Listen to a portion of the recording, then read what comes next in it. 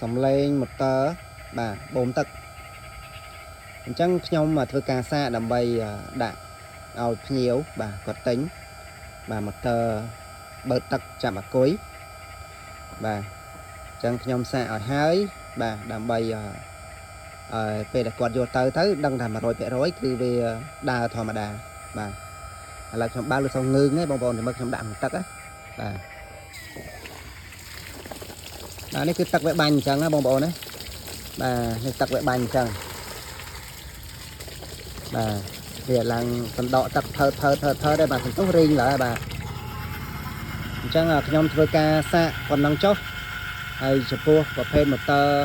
បើកទឹកចាប់អាគុយនេះខ្ញុំមានលក់អញ្ចឹងបងប្អូនដែលត្រូវការកុំភ្លេចបាទធ្វើការឆាតមក